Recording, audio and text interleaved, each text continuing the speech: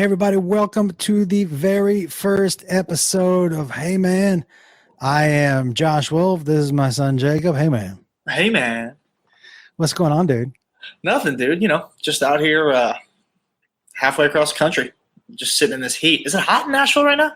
Buddy, it is like, Indiana Jones, he will just stop in the middle of walks now.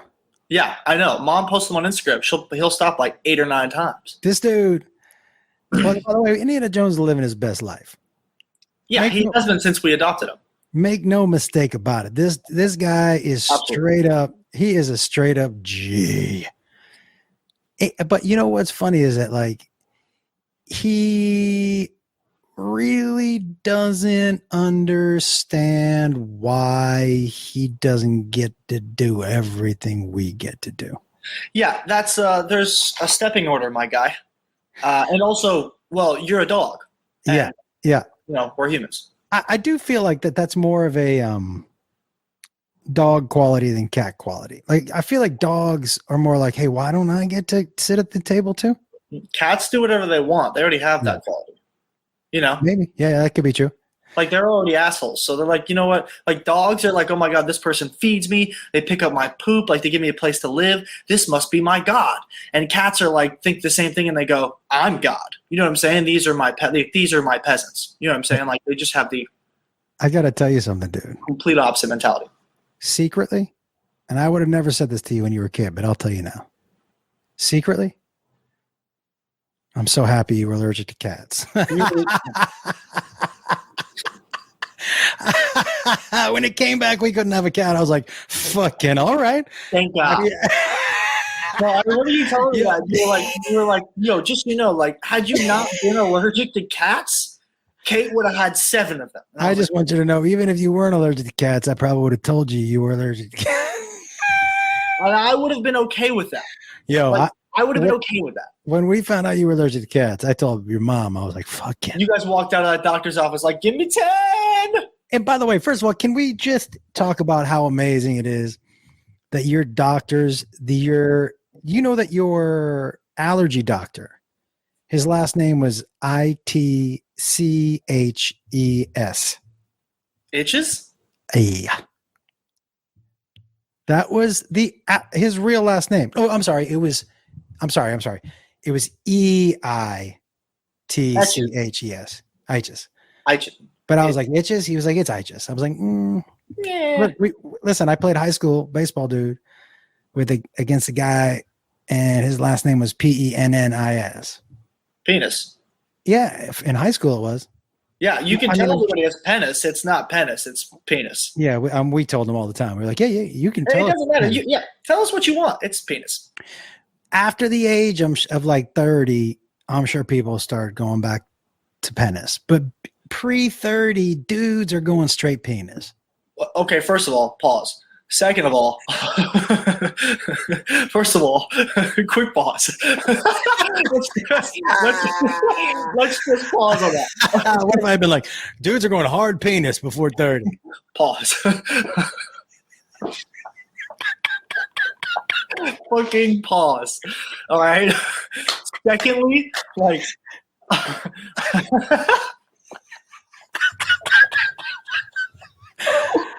Oh my God! Oh, I hadn't seen the tattoo before, man. Oh yeah, I got this while I was in New Mexico on the last show I was on. Hey, let me ask you something honestly. Tell me something honestly. Is that more words than you thought it was going to be? Fuck yeah! And it looks. Oh my! Dude, it looks so big. I went in right. And then he prints it out. By the way, also, the font he did is way bigger than this one. And I'll tell you there's a couple reasons why. But he puts it out, and the first time he puts it out, it wrapped all the way down my form. And I was like, nope, cut it. And he goes, what? And I go, shrink the font and take out. And if there has to be one big word per line, do that. I was like, but make it more down the form instead of around the form. And he was like, all right, cool. So we dropped the font a couple times. This is the smallest he would go because he thought it would then like, some letters would look like they were merging or closing up. Exactly. And on my other one, like on this small one, like there's the E, like some of the E's, like it goes like this, and then the last just like it touches, like I get it, like it's an ink blot. So I was like, yeah, that's fine. but I was not expecting the tat to be this big. It's not what I had and thought in my mind going in. You know that. I wanted it this way. I wanted it down like that, but I didn't think it was going to be that big. That's so much bigger than I thought. He did it in 45 minutes. He what? He did it in 45 minutes. He did the tat. It's so much bigger than even I thought it was going to be. Yeah. And then, dude, this is why he did a big font. I'm going to tell you why he did a big font, and next time I see you, I'll show you. Why? The shakiest hand on a tattoo artist I have ever seen in my entire life. What? Why did you go to this dude? What? I booked an appointment. I called this place. They had great reviews, and I was like, yo, who's your lettering guy? Like, you know what I'm saying? Like, who's the guy who does the stuff? And they're like, Pablo. And I was like, bet, give me Pablo's Instagram. So I hit Pablo up. Super cool, super easy. We talked it out. He did say, hey, I'm an hour behind on my appointment, so that was kind of ass. But by the way, you know why he's an hour behind, man? Because it takes him longer because he got fucking shaky fast. And so he'd been doing it for like 15 years, and I was like, all right, my man's like gifted. I saw some of his previous work in his office, and I was like, dude, he had a Cholo Papa Smurf, which was fire. Like, that was a really, really fire tattoo. And so I was looking at all this. He hands me the print to like show me what I'm looking at, and dude, literally as like this is how I knew he had a shaky hand. He hands me the print. He doesn't even have the pen in his hand, and he's doing this, and I was like, oh no. Did you ask him about it? Did I ask a man about his shaky hand? I don't really. Dude, look, man. If a dentist or a doctor was like, "Here, can you sign this?" I'd be like, "Hey, bro, what are you? I need to know. Is it nerves? Are you a drunk? Like, why is your hand shaky?" It wasn't something like crazy, like. And I'm not going to make the joke that I have in my head because we know what the joke is. I stopped myself from having to do it. I think both you and I stopped our joke already a couple times. But it wasn't like crazy. And so I was like, all right, like, and so there are some letters that are a little inconsistent. Dude, there's a lot of O's. There's a lot of O's here on my arm right now. Every single O is different. Dude, this is not like shaky hand tattoo artist. To me is like, did I ever tell you about that time where I was going in to get a trainer and they were like, all right, go over and talk to Tim. And Tim was fine. Oh, and Tim was, yeah. And I was like, and Tim was like, so you need some help with your nutrition? I'm like, are you asking me if I need help with my nutrition, Timmy? I feel like that was a rhetorical question. I was like, yeah, bro. Like, look, man, you can't have a dentist with 3 missing teeth. You can't have a trainer because when he's like, hey, you got to hit it harder. Yeah, Tim. Why were you eating a Hot Pocket at your desk? Yeah. Do you know what I mean? Like, yeah, it's like Tim saying to hit it harder, but Tim, you just got to hit it in the first place, dude. Like, I got. By the way, I got no problem if you want to be overweight. That is your deal. Of course. But I don't feel bad about telling you I don't want you to be my trainer when you're overweight. You know what I mean? It's the same thing. If the dude has a shaky hand and his work is being precise with his hands, mechanic, dentist, doctor, you know, shit like that. I understand that and I get it, but also I had waited 3 weeks to get I finally first weekend didn't do it, second weekend showed up and you had to go up by appointment, so I had to book a whole nother week in advance. Like I was there and it's been 6 years since my first tat though, you know what I'm saying? So I just wanted this second tattoo. And look, if you really study it and look at it like I do, because it's on my fucking arm, you'll notice it. But if you just look at it real quick and you're looking at it like you look at a tat, it looks good. So that's why, there's nothing really if you look at it and you just go first glance, you go, oh, that's fucked up. That's not how that works. Everybody, though, the day I came into work, they go, that's not how you spell possibilities. And I was like, everybody shut up, all right? Everybody shut the fuck up. I proofread it twice, okay? Did he misspell possibilities? No, he didn't. Oh. Before he did anything, before he even put it on my arm, he was like, proofread this for me a couple times. And I was like, bet. How is it spelled and how did they think it should be spelled? No. It was spelled right. They were just fucking with me. Oh. By the way, I forgot to show you something. Oh, God. Do you want to see something that I know you're going to really enjoy? Sure. Is it Indiana? No, he's asleep in the other room. Oh. Have you seen the tan line, the difference between my neck and my chest? I can't wait. Jakey. Well, I know how white you are already, and I know your neck does get pretty tan. I mean, right now, my face neck situation is pretty tan. You look good. It doesn't look like your usual spray tan. I don't have a usual spray tan. The only time you ever see me in a spray tan is when I'm going to an event with your mom out of the country. In somewhere tropical. Yeah, but Yeah. you never see that. That's like if I'm. No, when I say usual spray tan, that's what I mean, by the way. Oh yeah, yeah. Like if I'm going to an event with your mom and she's like, "We can't have your legs look that white." I'm like, okay. I mean, she's not wrong. No, you ready for this? Sure. Oh. Yeah, that's. Dude, Yeah, look at that. It's like two different people. yeah. I mean, You went from that. You went from like your neck goes from that 50-year-old dude who's on the beach literally every single day and he's surfing and he's chopping it up and he runs on the beach to I've sat at a desk my entire life. well, I mean, first of all, why are you gonna put an age to the guy? Huh? Why is he gonna be some 50-year-old dude? Why can't he just be some dude? Because that's the point. The persona is the 50-year-old dude. His skin looks like leather because he's been in the sun his entire life. Oh, I love those guys. Those guys. That's what I'm saying. It was a compliment. I'm not saying it was bad. I'm just saying like that's what you went from that guy to I've sat at a fucking desk my entire life. Yeah. This tan line is aggressive. Ooh. By the way, Jakey, I really have enjoyed these shoes. I know you call them dad shoes. Oh, the Nikes, the Air Maxes? These dudes are comfortable, man. Yeah. Like I walk around in these all day. Yeah, most of the shoes, like Jordan 1s, like they're comfortable for a good amount of time. But if you're walking around for 12 hours in them, your back's gonna hurt. Right. But for me, I'm like, I'm gonna suck it up because it's a Jordan 1. But it is what it is. Yeah. But you won't catch me in those. I know. You're not old enough yet to be wearing things. Dudes my age wear for really?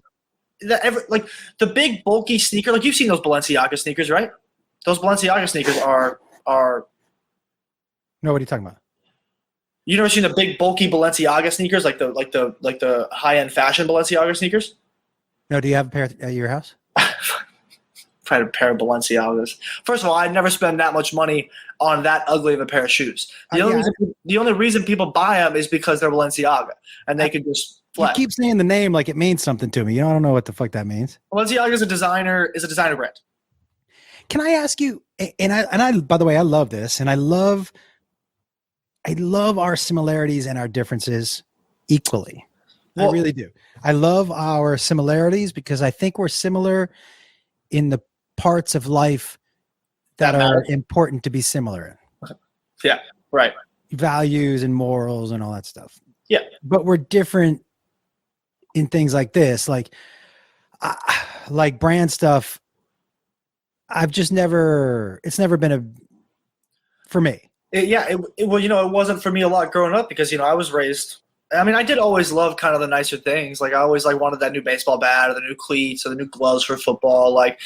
But that was more just like in high school when I was really like kind of exposed to it for the first time because I went to Notre Dame. So all those kids had everything. A girl my freshman year got my freshman year got an R8 for Christmas and crashed it 2 weeks later and then got a fucking Camaro after that. So I was for the first time exposed to what is this life? Like friends of mine, athletes' kids went there, and a friend of mine, her mom had picked her up in a Bentley every day, and I was like, what in the world is going on? Yeah, but what in the world? Let me ask you something though, dude. Like you were being picked up in either a Lexus or your mom's Mercedes, which was very nice as well. But there's still that difference between. Okay, I have a question for you. When you look back at your childhood,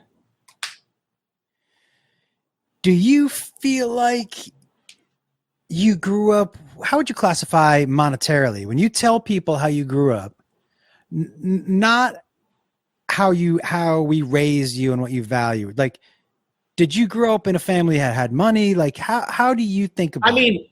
And by the way, feel free to be completely honest because I'm really curious.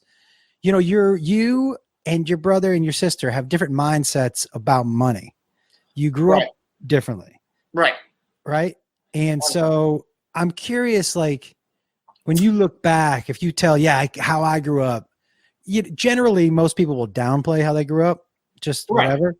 but just for you, how do you see it? I know, like, and obviously I know because we've talked about it so much, but I even know, like, look, when we were kids and, like, we weren't in that Matilla house yet, we were, at the apartments prior to it. I knew that we weren't, running in money, but I never thought that we were poor. Right. Because we always had a roof over our head. I always had a meal. I was still able to hang out with friends. We still went places. We didn't go places all the time, but also on the weekends, like, we weren't really going places because I had sports or Trev had something or Kate had something, right? So, like, there was always things to be done, and we always had a business plan. Can I ask a question real quick Yeah. before you go? When you say those apartments, what apartments are you talking about? Laurelwood, But do you remember the 3 Lameda. pretty big houses we lived in before that? I remember Lameda briefly. Like, I had that hot tub picture and that one picture of all 3 of us outside in our winter gear. That was not Lameda. That was the house on the hill. That's the first house we moved into after I got my very first TV deal. That's the house that we moved into from the luxury apartments. The first time we had gotten a little bit of taste of money, and I was like, fuck it. I've always wanted to live in the hills. Let's go. That's what that hot tub, that's what that was. Just so you know. Okay. So then I guess I don't remember that one much. I do remember Lameda because I'd always bring a hockey stick out and smack bees off the lawn. Yeah. Right? That was Lameda for sure. Lameda and hey guys, also this was over a decade ago. Had I known how good the bees were, I wouldn't be going around smacking bees. You're okay. But then, when we got to the house after that? Huh? You remember the house after that? After Lameda? That wasn't Laurelwood? The house after that was the avocado tree in the backyard. I love that house. That house is fucking great. That was the house I lost the fucking hamster in. Or Caitlin's hamster. I lost the hamster. That was the house where you got bit by the snake. That was the house. No. I got bit my pet snake? No, I bet all money on that my pet snake was Laurelwood. You can bet whatever the fuck you want. Dude, we were upstairs in my room. Yeah, no. Ask Mom. Put a pin in this. We're asking Mom. The snake was Laurelwood. We can ask your mom whatever you want. She's going to be like, yeah, that was Bellingham. Can we make a bet? Can we make a bet? I'll make a bet right now that the snake was Laurelwood. Okay, should we make a bet? And can I remind you of one other bet before you make this one? Cuckoo for Cocoa Puffs. Okay, I was fucking 6. There's no doubt about it. Can you tell everybody what you thought it was? Okay, so as a 6-year-old, I thought instead of it was I'm cuckoo for Cocoa Puffs, I thought it was cuckoo for Cuckoo Puffs. And so Dad and I made a bet, and knowing and him being him and always going for the joke and always trying to teach you a lesson at any turn, no matter how young you are, says, hey, I'm going to go and walk around this store, and we're going to ask people if it's cuckoo for Cocoa Puffs or cuckoo for Cuckoo Puffs. And I said, okay. I lost every single one. Yeah, there wasn't one person who agreed with you. This one, dude, I promise you, I did not have the snake at Bellingham. Can I ask you, you didn't have the snake at Bellingham. Do you remember when you got the snake and why? And why? Do you remember why you were given the snake? I didn't ask for a snake? You did. Do you remember why you asked for it? Because of Jake the snake? Oh, the snake wrangler at the park? No, that would have been amazing though. That's my reference. Well, that might be what initiated you wanting it. Steve Irwin? I said to you when you were graduating from the Jew school, and by the way, sorry everybody, from Temple Israel. I probably shouldn't call it the Jew school. I forgot that we do that in private.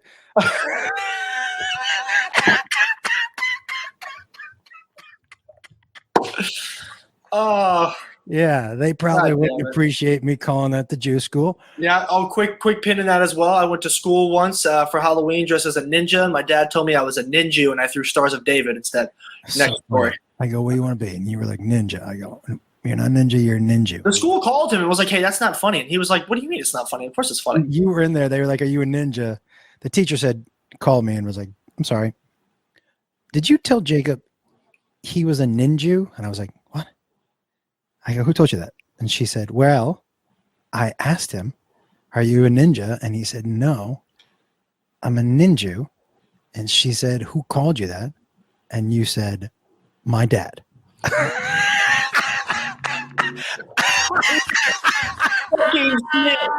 And I was like, just to be clear, I didn't call him that as a name, like to make fun of him. I just wanted him to be clear what he was. Yeah, I just wanted him to know his identity. They did not love that joke. No, I like that joke. I think that joke. Me too, man. Shit, why not? Wait, what were we talking about? Snake.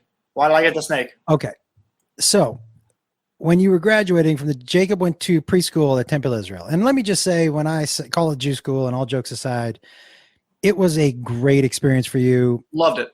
I was so glad because I'm not a super religious guy, and you did end up going to Notre Dame, which was a Catholic high school, and I was okay with that, mostly because I think it's important to learn a little bit about a bunch of religions so you can make an informed decision about what you want to do or don't want to do and all that stuff. Right. The born into it stuff, I'm not sure I believe in because you're indoctrinating people. You're not really giving them a chance to decide on their own if they want to be a Catholic or a Christian or a Jew or whatever. Right. So you went to Temple Israel and graduated with some great kids and some great families. Yeah, absolutely. And I said, what would you like? And I told you the gift was, people who are spending thousands of dollars. I'm like, look, you're 5. So your gift is $30 or less. And you were like, okay. And we went to that pet store down on Ventura. Oh yeah, the Petco used to be there. You remember? Or it wasn't a Petco. It wasn't a Petco. It was like an actual pet store. Yeah, and it's not there anymore. No. You remember the one I'm talking about? Kind of on the same street where the Guitar Center was and all that. Yeah, that thing closed down years ago. So we had been in there because you like to go in there, and we were walking around, and there was a woman who was showing us around, and this woman looked like she had done about 28 years of road work with the Allman Brothers, and that's a very specific reference. Some people who watch this might, and very specific reference. Yeah, well, if you remember what she looked like. So, dude, you said, "Oh, I like that." It was a little ball python, and it was $25. This was pre-graduation. You were like, "I want that for graduation." I was like, "What?" I thought you were going to get like a wiffle ball bat or a baseball glove, or I had no idea you wanted a snake, which is why if I'd known you would want a snake, dude, I would have never taken you into that store. I would have just avoided it. I mean, you knew how obsessed I was though with like Steve Irwin and all that stuff. But you were a fairly nervous kid when it came to that stuff. So I didn't think I want a snake was going to ever come out of your mouth.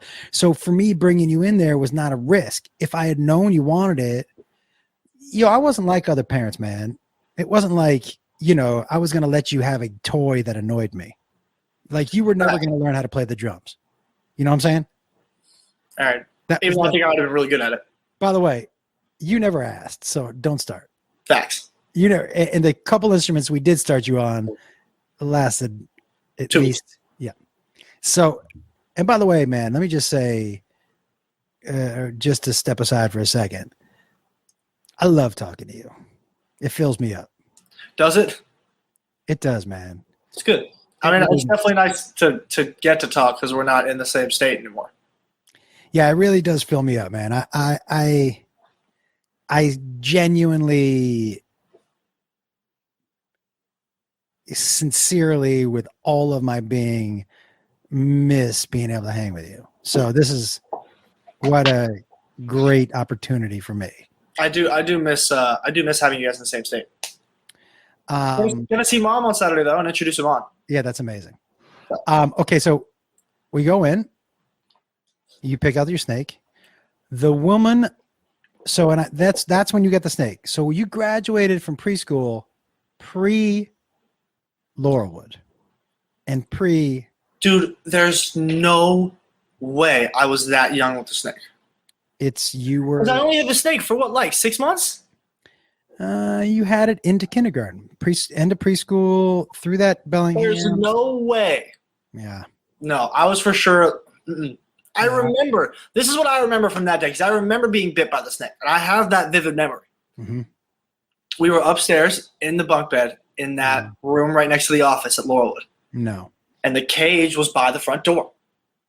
Yep. Yeah. And I remember you turning around to get the mice, and me putting my hand in to get, what did I name him? Crick, Yeah. I think. Yeah. Kirk. Oh, right. Yeah. And so then I picked him. I went to go pick him up, and he wouldn't let me pick him up. And I remember putting my hand in, and he turned around, and he launched at my finger. Because also it was weird because he hadn't eaten for the last couple of days, right? He was a little aggro. Wasn't eating. Yeah. We're having trouble getting Aggro. Yeah. So, and they told us don't put. So, we also used live bait, everybody. So we used live mouse. We didn't use dead mice.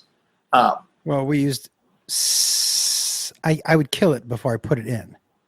How? You don't remember that, No. dude? Wait. Okay, hold on. Pin in that.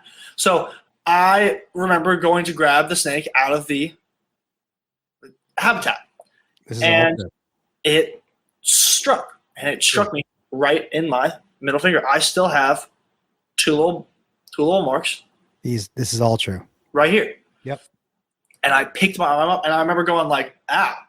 But like right in the moment, I was kind of shocked, didn't really feel the pain, and I remember going, "Dad," and I lifted my hand up, and I'm like, "Dad, Dad, Dad, Dad," and then he turns around, and the snake is just hanging from my middle finger. Yeah. And if I also remember, Mom's friend Natasha was there, wasn't she? Wasn't she staying with us for a brief amount of time? I don't remember that. That's why I also remember, because Natasha, being her and Mom from Louisiana, I remember we visited Natasha on a farm.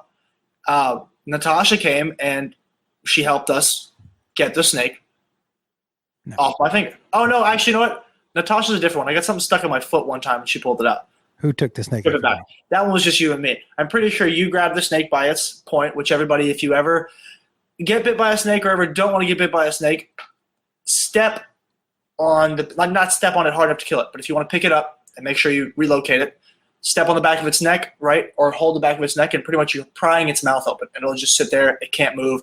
It'll constrict around your arm, but it won't be able to attack you. And so you grab that spot, snake went, and you kind of pulled him off. But I remember also kind of his fangs were still there, so he just kind of scraped me as he went out because they have, snakes have those hooked fangs, so they go in and they latch. So it was kind of like a pull and a scrape. But I do remember that vividly. Okay, so that all happened, except it happened Laurelwood. On Bellingham. At Laurelwood. So at Laurelwood. Here is what happened at Laurelwood. Here is the why we know we fed live. Well, it wasn't live, but so we go in, and when we buy the snake, the woman was still there, and I go, "So how do we feed this?" And she goes, "Well, there's really three things: you feed it live or frozen." And I go, "Frozen?" She goes, "Yeah, but you got to heat it in the microwave." I go, "Well, there's no way that my wife is letting me heat a dead mouse in the same microwave where we eat our food." So that's out. I go, "What's the other option?" She said, "Well, you can feed it a live mouse, but if the mouse, because this snake was raised in captivity, if for whatever reason the mouse scrapes the snake or whatever, bites the snake, fights back, because it was raised in captivity, it may never eat. So what we suggest is that you kill it before you put it in." I was like, "What?" She goes, "Yeah, you just put it in a brown paper bag and then you just whack it against the counter."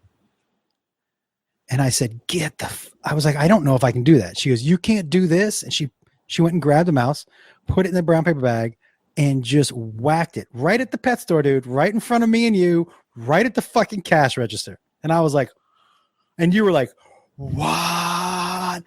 And so she goes, "Which one do you want to do?" And I was like, "Well, I got to do that one, I guess, because I can't do the fucking, you're frozen." No, I'm not. Okay.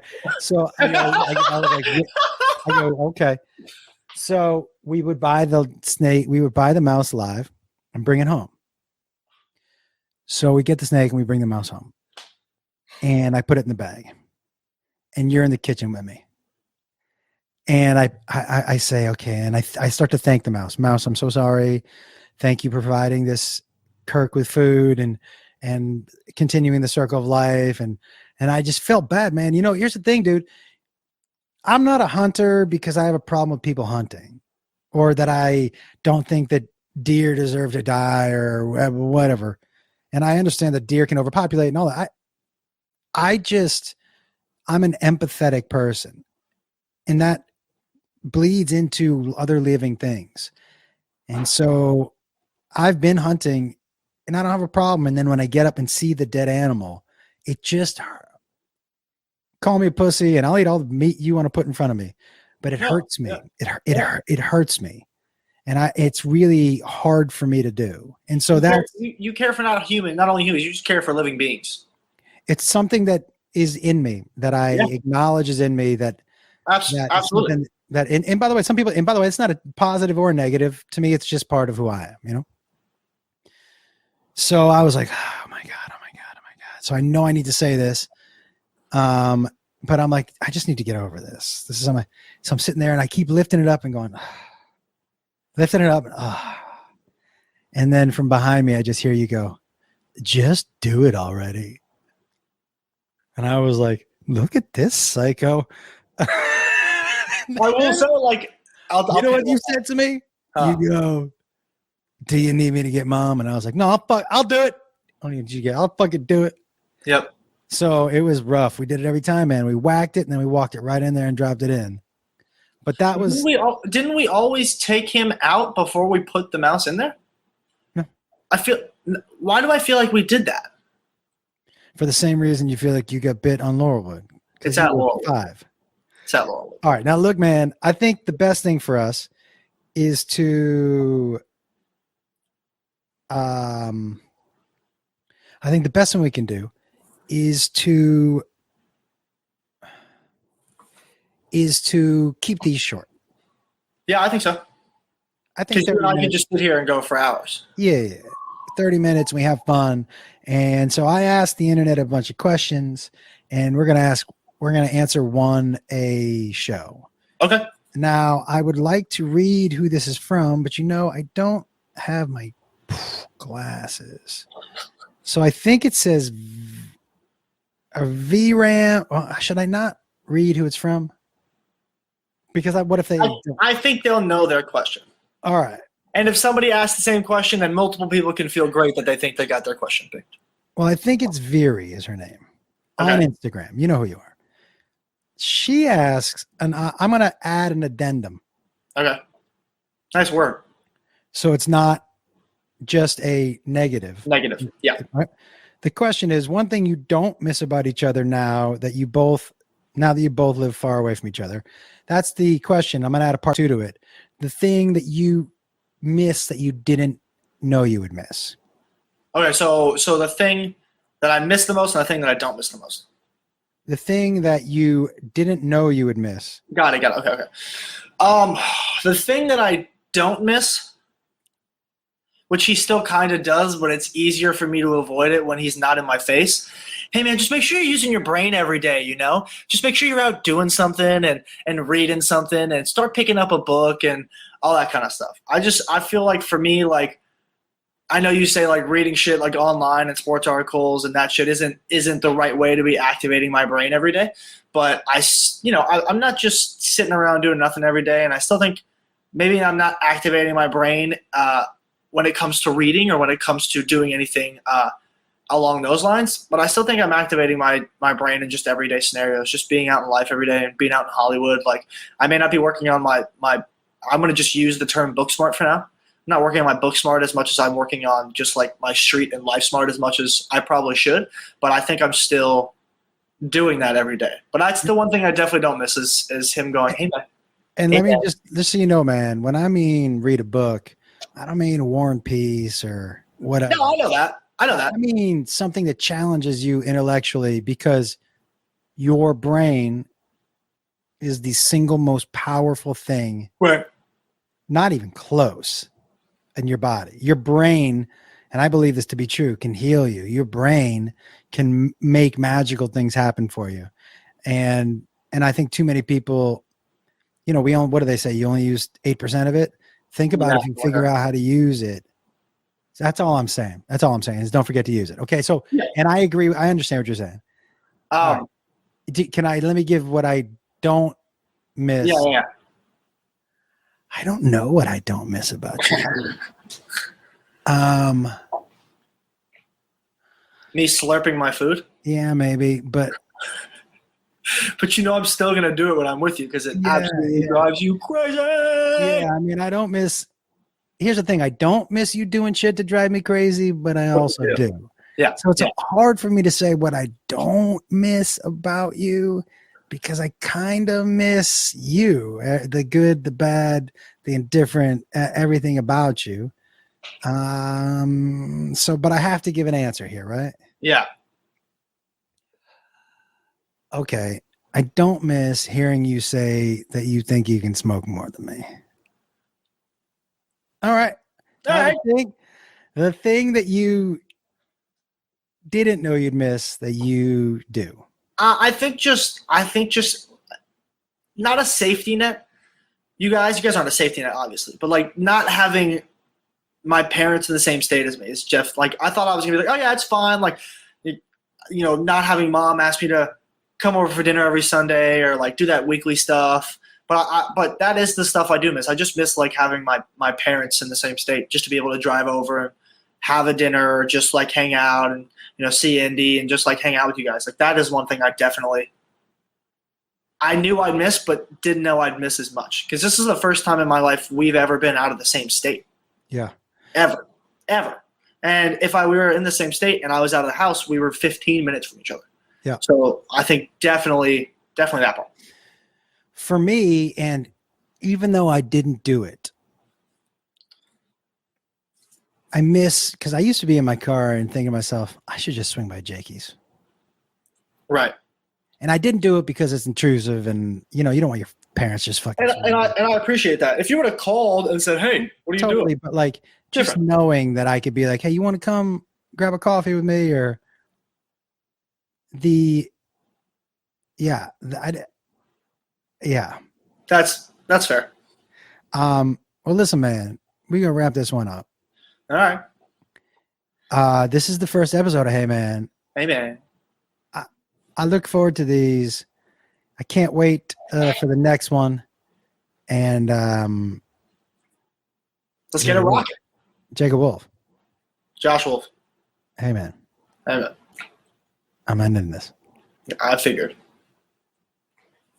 Thank you for the phone call. It doesn't matter if it's not ringing off the wall. Going where we gotta go. Now who's